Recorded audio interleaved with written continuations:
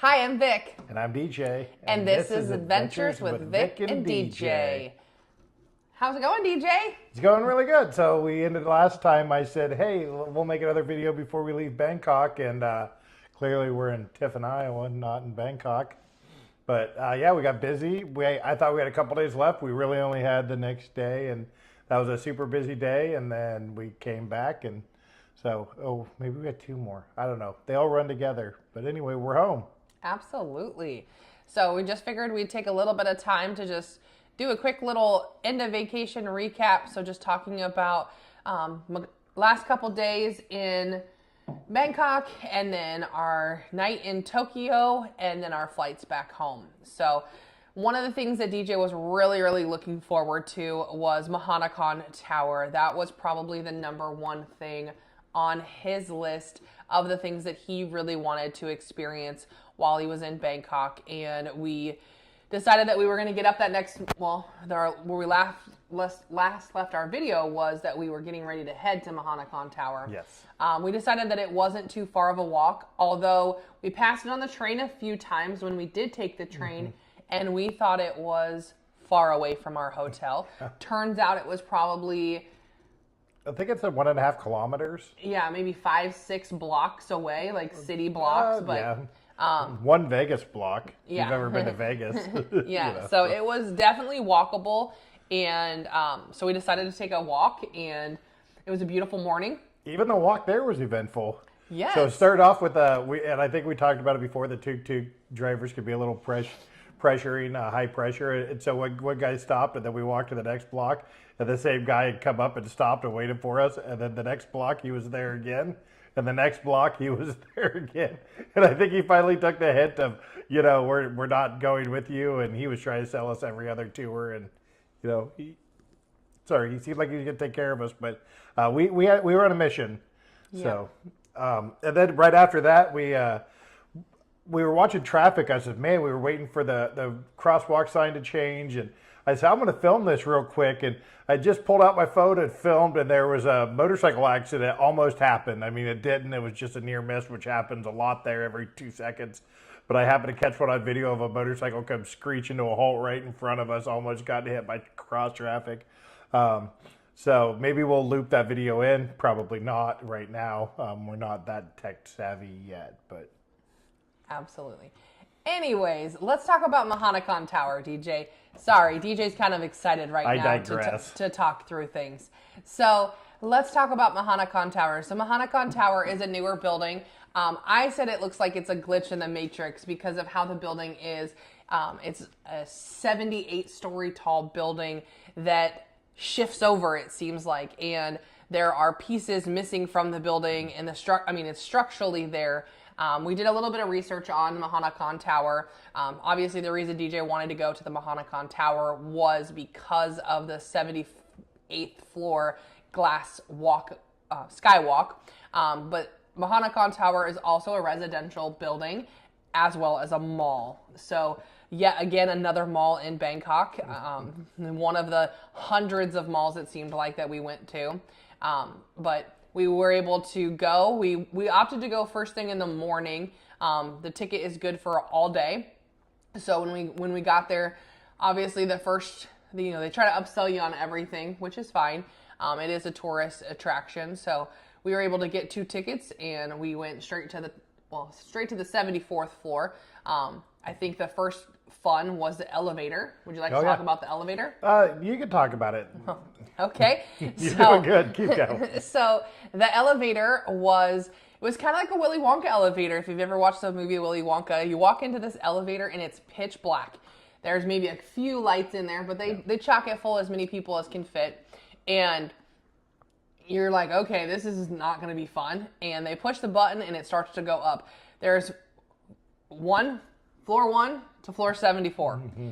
And you're going at 480 kilometers per minute or something like that. I don't know. Crazy fast. So it was pretty fast. And the entire elevator lights up. Yeah. And it turns into a movie screen, basically. Yeah. So the entire 4 walls around you is a movie screen, and the ceiling and the floor is just kind of all crazy. Well, I think there's three sides are a screen, and then the doors are mirrored. Oh, yeah.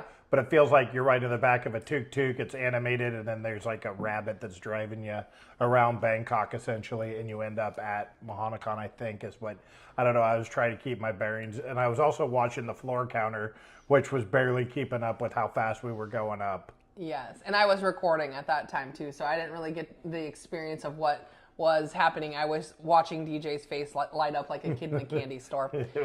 It was crazy. It was the craziest thing I've ever seen. It was. So we get up to the 74th floor, and it's, again, similar to the Tokyo Tower on observation deck, so you can walk the entire thing.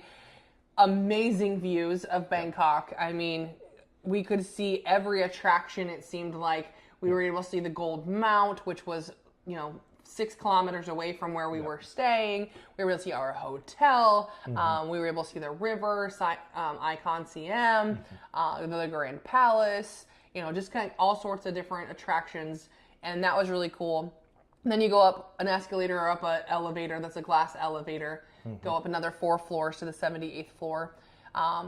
You have to take your bags, everything off. You can't walk on the observation deck with just shoes. You do have to put on slippers over your shoes. That was a pretty surreal experience, though, wasn't it? Yeah, walking out on the glass, it didn't seem to bother you a bit, but my first step onto the glass, I kind of misjudged it, so I take a bigger step than I need to, and I thought I was going through for about a half a second. Then, you get out there, you if you're Victoria, you just like, oh, obviously there's been thousands of people out here and safe. And I'm out there thinking, if this goes right now, I'm falling 78 feet. Absolutely. So different people have different reactions, and it actually wasn't real busy when we went. A lot of people say to go at sunset, and I can see that being a very beautiful time to go. We happened to be at Tokyo Tower during sunset, which was amazing to see. Kind of like as stuff in the distance disappeared. But we really wanted to go in the morning because I number one, we were trying to beat the heat, which we didn't really. It's hard to beat the heat in Bangkok, but we just wanted to beat the crowds too. And so there was probably a half a dozen people up there when we were there. But I've seen a lot of videos where there's just 30, 40, 50 people trying to get in and off that. It is a big piece of glass, but it's a neat experience. It was definitely worth it. Is it a tourist thing to do? Sure, but it's a tourist thing that everybody, I think, should do. Absolutely. Even if you're afraid of heights, I think you should go up there. We actually talked to another couple, and she was afraid of heights, but she braved it and went out there and was really happy that she did. So. Yep, absolutely. Yeah, I would say that was definitely one of our top things that we thoroughly enjoyed doing. It did cost 880 baht a person, which turned out to be about $50 for the time being. Again, you could stay up there for the entire 12 hours if you wanted to. If you wanted to spend a full day. They had a bar and restaurant kind of, and there was multiple restaurants up there and places to eat, a coffee shop, and you could actually go between 74, 75, and the 78th floor, so you could kind of bounce back and forth. We had went back down. Now, I will say, up top was obviously hot from the sun, and even though we were there during cool season, it's still 90 degrees Fahrenheit when we were there. But the 74th and 75th floor are air conditioned, but it is a building of windows, so it was definitely still warm. We had enough when we were done. Yep, and then we decided to take a cab back, regroup for the day, and we actually went to MBK. Oh yeah, yep. Yep, and another mall. So MBK was a lot different. We did do a lunch there. It was kind of a Japanese sushi type. It wasn't. Yeah, unfortunately, that was probably the biggest, not letdown, but for what the price was. But we definitely wanted to try a little bit of everything and try to get some culture there. So it was worth a shot. It wasn't bad food or anything. It just. But we did pass a sign for Tim Hortons, but it was in the process of being built. Tim Hortons was on my list. It's a Canadian thing that whenever I'm up in Canada for work, I love to get me some Timmy's, and they actually have it over there in Thailand. They have, I think, 10 or 11 locations in Bangkok, but the one that we tried to go to was in the middle of being, I don't know, it was refurbished or whatever, but but hey, I got my picture next to the, Tim Hortons coming soon sign, so. Absolutely. But yeah. That night we decided, so we went to Mahanakan Tower, went to MBK, and then came back, and we had seen a huge Christmas tree outside of our hotel. And so DJ did some research, and there was one of Asia's largest Christmas trees in Bangkok. And so we thought that was the Christmas tree that was just down the road from our hotel. Well, it was down the road, but it was just a different way. So DJ really, really wanted to see the city of Bangkok through a tuk-tuk. I would say one of the things that we talked about the most leading up to this trip was his obsession with tuk-tuks. And we hopped on a tuk-tuk at night. And it was probably the scariest, sketchiest, funniest. We really didn't go that far. We didn't really go that far, but it was bumper to bumper traffic. And there was still points where I was just like, I can't believe we're doing this right now. Yep, we both thought we were going to die at a couple points. And our tuk-tuk driver decided to split lanes with a bus. And he was funny about it, I think, as well. So, I mean, we felt pretty safe with him. There was a couple of times where he got going pretty fast, and I was like, we're going to die. But we did not. He did crank up the music, and he turned on all the flashy strobe lights, kind of like a little miniature party bus back there. It's almost like a bus seat you're sitting on. Which yes. We saw some people drive by, and there would be 5 or 6 people crammed in the back of one. And, you know, with our size, 2 was plenty. And but yeah, it was definitely an experience. It was just, you know, definitely worth the couple $100 baht that he charged. I don't know. Like, the hard part with tuk-tuks is like we've been saying, like, it's a cool thing. It's kind of a nostalgia, like, that is still around from the 70s and 80s. They're trying to make them electric now, which is great. But, you know, there's just something about the big motor shoved in something like that, and the half crazy driver and the, you know, tourists just jumping in. So we're glad we experienced it, and we got down there to the mall safely eventually. Yeah, we did get there. And we did get to see the Asia's largest Christmas tree. That was at Central World, which is another mall, believe it or not. The amazing thing for me going to these malls is not necessarily the inside of the malls. Yes, the inside of the malls are amazing, but that time of the year, we literally, every time we walked someplace, there was huge markets on the outside. Like, all of the food vendors, everything like that, they're set up outside. And, you know, it's 9 o'clock at night when we went over to that mall, and there's kids dancing on the stage, and they're just getting started. So that was kind of interesting to me, I thought. Yeah, culturally way different with the families being out that late. You don't see that much here in the States on a school night. Most people are home by 8 o'clock unless they're high schoolers. But I mean, we're talking young kids, and they were dragging them around, and looked like there was no signs of them stopping. And we were headed back to the hotel, and I mean, it was shoulder to shoulder. We rode the train. It was packed. It was 9 p.m. and you would have thought it was 5 o'clock rush hour, but it was 9 p.m. But we definitely... I would think there was more traffic when we left the mall than when we were going to the mall.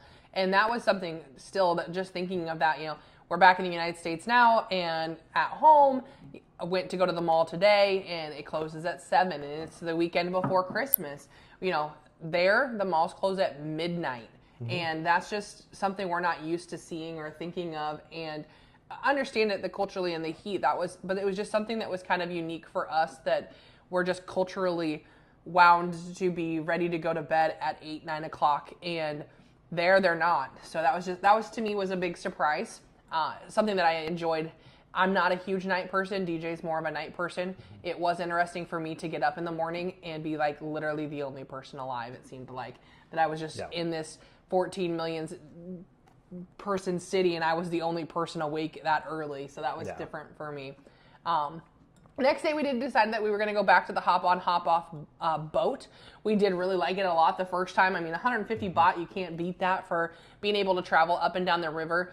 Again, there was some congestion. We got to meet a nice couple from the United Kingdom that was there from a random holiday. They were on their holiday, and they ended up going up to northern Vietnam, and it was freezing cold, and so they decided they were going to book a plane and came over to Bangkok that night before, and happened to hop on the hop-on, hop-off boat with them, and just struck up a really good conversation. And got off at the Grand Palace with them, and they went their own way, we went our other way, but it was just nice to just be able to meet people. Again, the other thing that I kind of thought was a surprise was we were really the only Americans around there. Yeah. Yes, there was a lot of people that spoke some English or broken English that we could detect, but definitely not Americans. They were a lot of other cultures and nationalities, which was really awesome. Just being able to talk to people from different places and have some good conversations, and got to meet some fun people. Yeah. It was really interesting talking to the one couple that we talked to first from the UK or Europe or I don't know. Anyway, they always use a travel agent until their travel agent had set them up for that second half of Vietnam, where they kept headed north and they didn't bring enough cold clothes, and they were like, well, screw this. So instead of the second week going to northern Vietnam, they bought their own tickets and came to Bangkok. And they said, well, you guys use a travel agent. I said, not with the internet, but I mean, I'd be interested to kind of know, like, I'm not here to dog on travel agents. We've just never really used them, with the invention of the internet and with YouTube. I mean, then again, like, it's kind of my hobby is researching places to go and ways to do it. Doesn't mean that we do it right, but, and that's one of the reasons that we want to share our experience is, I don't know what the fees are for that, but I think that, in my opinion, save your money and book a extra excursion or see something like $50 for Mahanakan Tower, and Yeah, and I think we don't know what travel agents do, so I think within that they might have thought some of the things that we didn't think about. I know that's not really on our topic, but it kind of got brought up. But just thinking that we booked two hotels in Tokyo, and one of the things that we kind of thought about after the fact, we didn't really think about transportation to and from the hotels from the airports, or airport to hotel, hotel to airport. And our two, I would say, frustrations times was the transportation aspect. We got on a train that we had no clue where we were going, in a country we had no clue the language, and we didn't know the symbols. And, we asked for help. Amazing people. They were very kind. They provided us help, but it was very quick, very broken English, and we jumped on a train with no clue where we were going, with no cell phone service. And I'm a planner. I like to make sure that I know what I'm doing. I felt very anxious. DJ was anxious as well. It just kind of made for a little bit of a frustration. We survived through it. We talked through it. We got our phones to work enough that we were able to figure out we were on the right train, but then we needed to get off that train and get to another train. And we ended up going down a line too far, had to get off, had to get back on a different train, ride back, then go to a train station, which again, it's in the middle of nowhere for us. But the sheer amount of people was so overwhelming for me that I just had to stop because I couldn't do anything. I'm a small little city girl, and I'm just not used to that amount of people, but we did make it through, and that was good. But anyways, back to Bangkok. So that second day we hopped on, hopped off, went to Chinatown. Mm-hmm. You want to talk about Chinatown a little bit? Chinatown was definitely crazy. There was big markets that kind of seemed like almost like the stuff that you order off of China. For some reason, like they just had big stores. Like they have I think it's called Lazada. It's kind of like their Amazon, but I guess some people would rather just go buy direct from a market. So like they had like entire stalls in these buildings, like full, in their marketplaces full of like Santa Claus stuff, and then another one would be full of all hats. And I mean it was just weird, like walking through there. We were definitely I think the only American tourist. Yeah. Walking around at that point. We did go to a really cool temple there. I don't want to say you see one temple, you've seen them all, but there's just certain things about them that like it's almost like malls. You've seen one, you've seen them all. So I'm glad we experienced the number of temples and malls we did. I don't think we overdid it, but I think you could there because temples are like malls. There's 100 or 200 of them. I mean, there's actually, I think they said 41,000 classified temples or something was the number we heard on the hop on hop off bus when we were in Pattaya. So like, and I believe that, there's obviously some really small ones, and then much bigger, grander ones. But yeah, so no, Chinatown was definitely a sight to see. I think the craziest thing we saw there was I watched a guy climb up a ladder to get on a roof. There was already a couple guys up there, but then all the power lines were running. And phone lines. Oh, those are phone lines? Okay. Yeah. But still wires. Yeah, like he just separated them and then used stood on them to get. I mean, whatever it was definitely sketchy to watch. OSHA does not exist there. I think we might have talked about that before. It's just mind blown from that. So. Yep. And that day was the only day that I had a meal that I didn't particularly like, and I don't know if it was. I felt that it was. I won't say rotten, but that was the flavor that I had. But luckily, the one thing that I will say is that a lot of the meals were, to us, inexpensive enough that I just took a few bites and I was like, this doesn't taste right to me. Mm-hmm. I wasn't going to force myself to eat it, which is very much unlike me. Mm-hmm. Normally I'll eat through things, but I just really couldn't. I had DJ try it and I was like, you know what? It's okay. Like, I'm not sad by it. It was a couple dollars. The thing was, it wasn't street food. We were at a restaurant. Yep, it was at a restaurant. And so the nice part was we wanted to try KFC anyways. So I opted to get KFC. And I will say KFC in Thailand was an extremely amount better than in the United States. It was not as greasy. It was a very good chicken. The batter was a little bit more like a Popeyes, I guess. Had a little bit of a spice to it. But very good, very worth it. So sometimes you have bad things that turn into good things. And then that evening, we got back with your cousin, Kelly, and their family and had dinner at a restaurant that was near the school and that was owned by a family member of one of the students at the school that Kelly teaches at. Yes, and her kids go to school there, so. Yep. And after dinner, which was good. I'm not going to try to pronounce the name.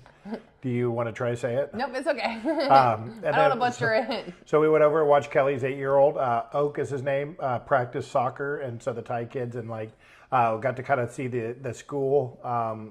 They play soccer in the courtyard area, which is covered. It's kind of their playground area too. So it was pretty interesting. And I think, 8:30 by the time when they were finally done on a school night, which he only does it once a night. But, like we were talking about, it's just kind of mind blowing to us that an 8-year-old is, out till 8:30 and they still had to go home and get the kids fed and bathed and everything else. But that's just part of life there. And it was just really neat to see kind of how the school was set up and stuff, to get to see a side of that we wouldn't have just as regular tourists, because it is a Thai public school. Yeah. So, yeah. So that was our last night in Bangkok. Then we went home, or went back to the hotel, slept, got up in the morning, and ended up going to the airport. And we took a cab to the airport. Yeah, it's a Bolt, Uber, Bolt. but it's Bolt is the app we used. Yep. It was about $10. I think that's one of the things, Victoria was talking. I think I didn't do a lot of looking at, price of transportation in Tokyo, because I just assumed it wouldn't be so bad. I've been to Tokyo 20 years ago. But the difference was back then when I was jumping on a train, we'd jump on at one station and we'd, know where we were, and then that's where we needed to get back to. And you know how many stops you rode and stuff like that. Well, here we didn't know which stops we needed, were closed, and we had used a few websites to try to look to help out.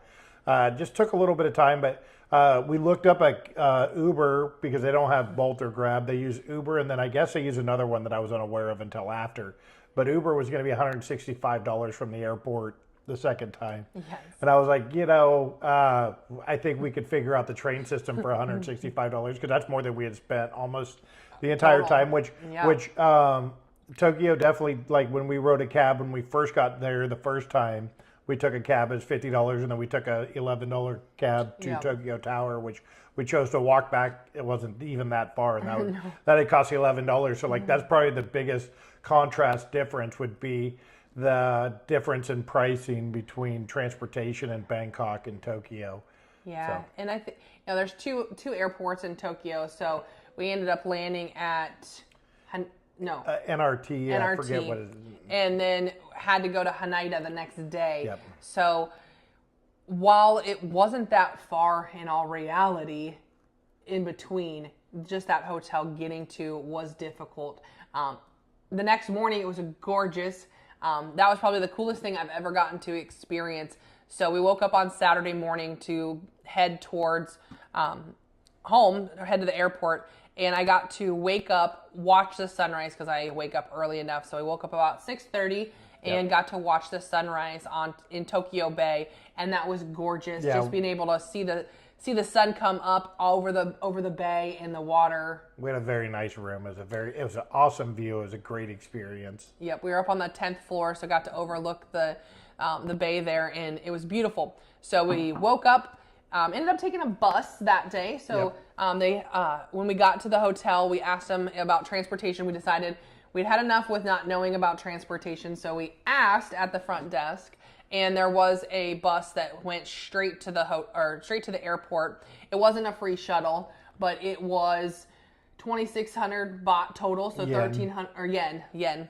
We were doing yen at that point, so not terrible. I don't remember the conversion. I don't remember $10 either. Maybe it wasn't much. Nope. And so we had like 4 stops, and then it just took us straight to the airport. Yep. The bus driver was super nice. DJ got to experience a bathroom on the bus. Yeah, that wasn't real big. They don't put big bathrooms on Japanese buses if you wanted. I just had to go number 1, luckily. If I had to go number 2, they might have needed to call the fire department to extract me from their little bathroom. But so we got to the airport.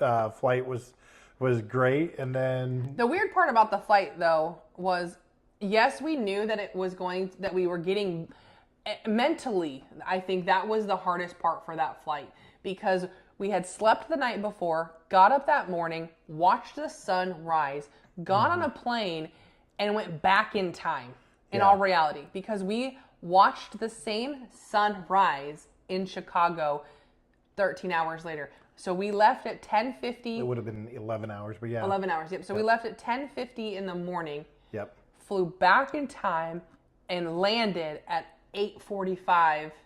Yeah, it was like something like 7 o'clock in the morning. You could tell the sun was just coming up, and the sun had just come up. So we both got to say that we watched the sunrise in Tokyo, and then watched the same sunrise in Chicago. Yeah, because it was dark outside the plane most of the time, because we went the opposite way around the world and kind of raced it back to Chicago. So that is a mind that just, it's trippy, like, to think about. But it's cool. It's a cool thing to say. So we actually went to lunch, and the guys our friends picked us up, which we're extremely grateful for Jake and Leah for coming to get us. Absolutely. But they stopped, even though there was an ice storm, we still had to eat. So we stopped and got some food at a place in LeClaire, Iowa. And the guy was like, "How's the food?" I was like, "Oh, good." I was like, "Sorry if I look tired." I said, "I woke up in Tokyo and now I'm here." And he thought I was joking. But, so. Yep, so headed home, had an ice storm on the way home, so we were welcomed home with cold weather. We left. Tokyo was actually a lot colder than I was anticipating that morning. We had a sweatshirt. We knew it was going to be cool, so we had our sweatshirts on, but I woke up and I was cold even. I mean, we had been in 90-degree weather the entire 2 weeks, but it was nice to get back, and we made it home. The one thing that I would say, when we got home, we did not fight the jet lag. We succumbed to it a little bit, so we did take a nap, and I think it's one of those things, but I say that I slept very good while we were there. Oh, yeah. But I didn't know how much I missed my own bed. I woke up afterwards and I said, I think I died. Like, I slept so hard, and I still was kind of having my head cold still. So that next day, Sunday, I ended up sleeping for probably 14 total hours overnight. We went to bed early. We came home that Saturday, stayed up until like 11 and slept until like almost noon the next day, I feel like. Got up and did laundry, and that was really about all that we did. We couldn't have much more, and but then we got back into life. Monday came quick, and I feel like today, Saturday, so we've been back at work for a week, and I think both of us finally just had a full good night's rest of sleep. We've both been waking up about like 3 o'clock in the morning, wide awake, ready to go for the day. And it's been a little tough this week going to work. I'm not going to lie. I have a 9 to 5 job, 8 to 5, whatever, and it's a holiday week, so it's been a little rough for me, but hopefully this weekend we'll get some more rest and relaxation and get ready for Christmas next week. Yeah. So no, definitely. I'm glad we did it when we did it. It's easier to hibernate now that it's cold. But yeah, you had a pretty rough week at work. I got my stuff done for the week, but I definitely had to struggle bust through some of those days, waking up super early and not being able to quite get back to sleep. And so I think that's behind us. I think the jet lag after a week is finally gone. I'm hoping. I'm feeling good. And we're starting to look into what's next, but we're definitely going to do a few more videos, just some small ones, just kind of highlighting some of the great stuff. And we're going to get some pictures and videos put together too. So that's coming. We'll get there. So thank you guys for watching.